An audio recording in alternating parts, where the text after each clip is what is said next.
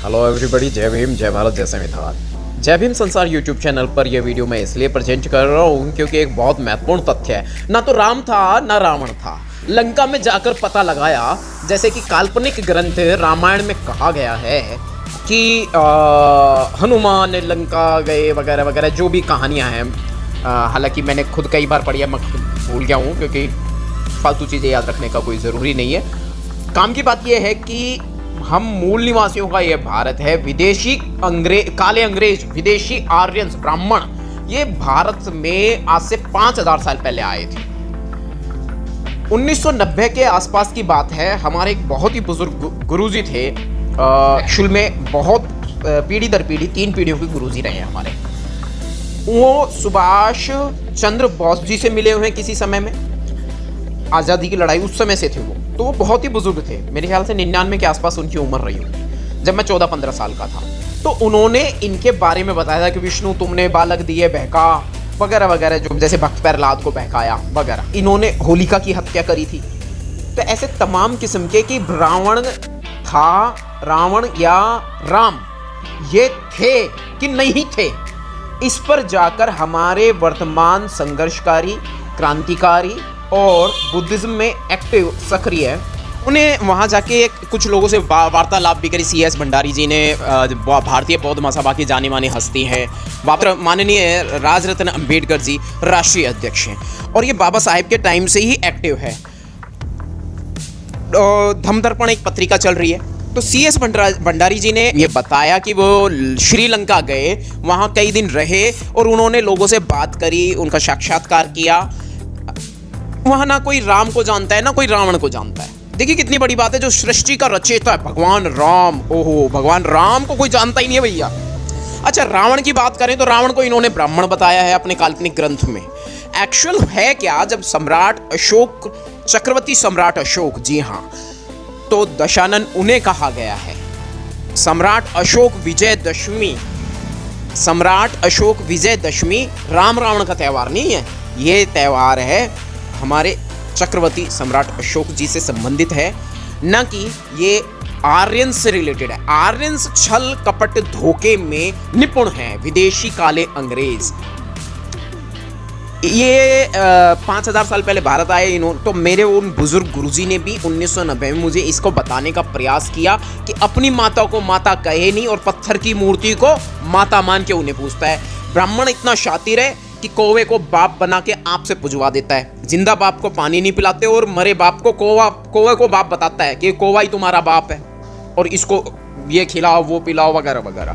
तो ये मनुस्मृति से संबंधित है और इसे मैं जय भीम संसार यूट्यूब चैनल पर अपलोड कर रहा हूँ। ये मैंने अपनी शब्दों में कहा है, कुछ अटके भटके शब्दों में कहा है, लेकिन एक्चुअल तथ्य, मूल तथ्यों को यहाँ कहने की कोशिश करिए। अभी मूल निवासियों ने दशहरा बड़े, यानी जो भ्रमित हो गए 5000 साल की गुलामी के दौरान, जो अब तक भ्रमित हैं, जिन्हें यही नहीं पता उनका एक्चुअल इतिहास क्या है, और इन्होंने बौद्धिक शिलालेख मिठाए, तक्षशिला यूनिवर्सिटी को नष्ट किया, नालंदा यूनिवर्सिटी को नष्ट किया। गूगल के पहले पेज पर जब हम मोबाइल को स्क्रॉल करते हैं, देखते हैं मोबाइल की स्क्रीन पर लेफ्ट टू राइट स्क्रॉल करते हैं, तो क्या एक गूगल का पहला पेज आया था, उस पर खबर अपडेट कर रही थी कि भारत की सबसे पुरानी यूनिवर्सिटी कौन सी है, तो वो तक्षशिला है, ना कि नालंदा। नालंदा यूनिवर्सिटी का जो इतिहास है वो कुछ बाद का पाया जाता है और सबसे पहले तक्षशिला। तो ये जो यूनिवर्सिटी से यहाँ पर बुद्धिज्म का प्रचार प्रसार चलता था, वैज्ञानिक पद्धति पर आधारित था। और भी ज़्यादा सटीक जानकारी के साथ में आने वाले समय में मैं और ज़्यादा बातें यहाँ शेयर करने की कोशिश करूँगा। रिलेटेड तथ्य हर जगह बुद्ध निकल रहा है, जहाँ भी खोद रहे हैं बुद्ध और बुद्धू। और ये सारी डेफिनेशन जो चेंज करी है, ये ब्राह्मणवाद ने चेंज करी है। ब्राह्मणवाद एक विचारधारा है, कोई व्यक्ति विशेष नहीं है।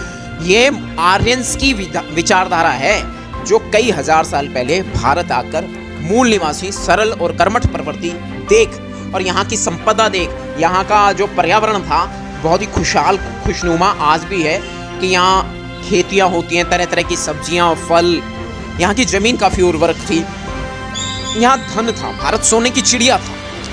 तो उस वजह से ये लोग यहाँ कहीं से निकाले गए लोग थे, किसी देश से, कहते हैं यूरेशिया से आए थे, यूरेशियंस हैं ये, और वहाँ से मतलब जो है इनको निकाल दिया गया था किसी समय इनके कुकृत्यों के कारण। और अब जब ये यहाँ स्थापित हो गए कई हजार सालों में, तो इन्होंने वही ढोंग, इनके गुण तो वही थे, ढोंग, पाखंड, ड्रामा, आडंबर, शातिराना अंदाज, इन अंदाज़ों में खेलते हुए इन मनुवादियों ने पूरे भारतीय संस्कृति को तहस नहस करने की पूरी कोशिश करी है और पूरे तंत्र को तहस नहस कर रखा है। मैं बुद्धिज़्म में एक्टिव हुआ, बहुजन मूवमेंट में एक्टिव हुआ, बाबा साहेब के मिशन में एक्टिव हुआ सन 2017 से, लेकिन 17 में मैं अभी नया था, मुझे अभी जानकारी पूरी तरह से नहीं थी, लेकिन मैं समझ रहा था कि है क्या।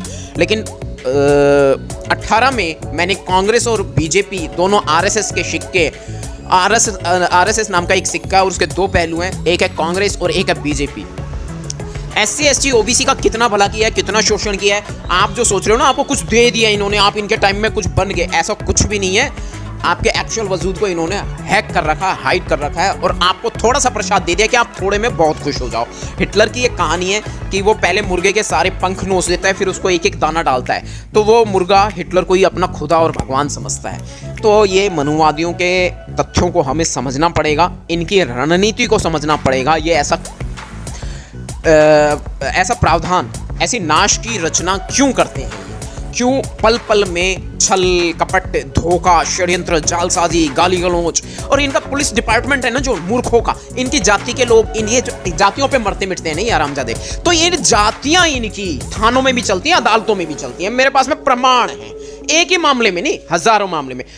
लॉर्ड बुद्धा टीवी से मैंने इंटरव्यू किया था नवाब सतपाल तंवर जी का, हालांकि वो लॉर्ड बुद्धा टीवी पे डिस्प्ले नहीं किया गया था, कारण था धनराशि, और लेकिन इंटरव्यू हुआ था। और आज भी आप उसको मेरे एक यूट्यूब चैनल जिसकी आईडी हैक कर ली गई है, लेकिन वीडियो अभी भी वहाँ मौजूद है, उसमें उन्होंने भी इस बात का जिक्र किया है अदालतों में और बाय पुलिस कितना जातिवाद होता है। यह हकीकत है, सच को दफन करने की पूरी पुरजोर कोशिश की जाती है और झूठ का झंडा लहराया जाता है। तो हम इस झूठ के पराक्रम को ध्वस्त कर देंगे।